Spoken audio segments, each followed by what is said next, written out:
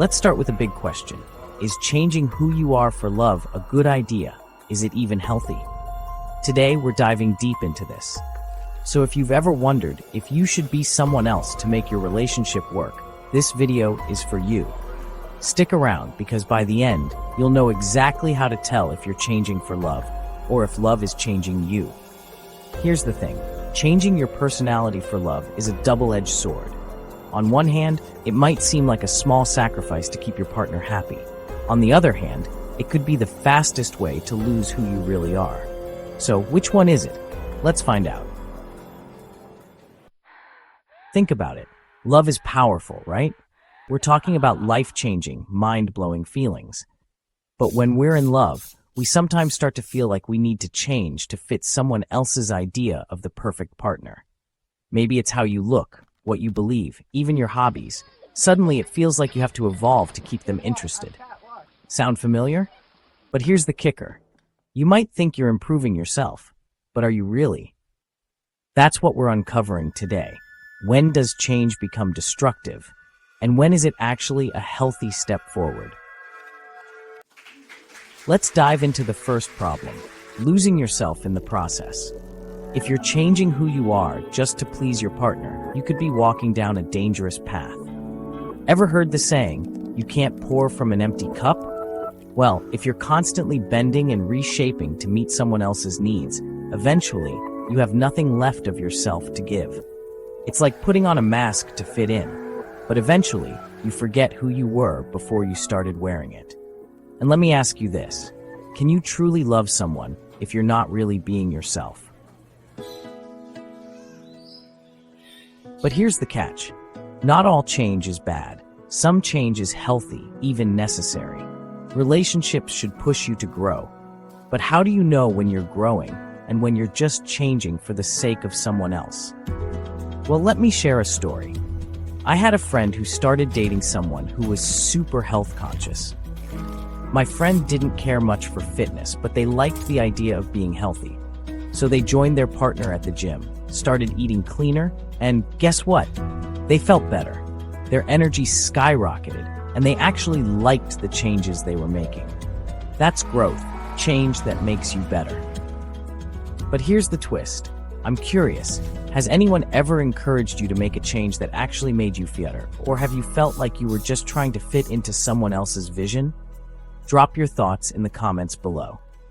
I'd love to hear your experiences, whether it's a story of growth or a lesson learned the hard way. Let's take it a step further. Have you ever had a partner suggest you change something about yourself? Maybe your sense of humor, the way you communicate, or how you dress. It might seem harmless, but here's a question to ask yourself. Are they asking for a change that helps you or helps them?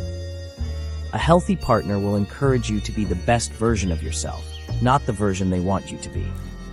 It's one thing to support someone in making a change for their own growth, but if they're pushing you to change for the sake of the relationship, that's a red flag. So ask yourself, are you changing to become the best you, or are you just trying to be who they want you to be? Let's talk about codependency for a second. Codependency happens when you lose sight of yourself because you're overly focused on your partner's needs. You start changing everything about you, your likes, your dislikes, your dreams, just to keep them happy. And guess what?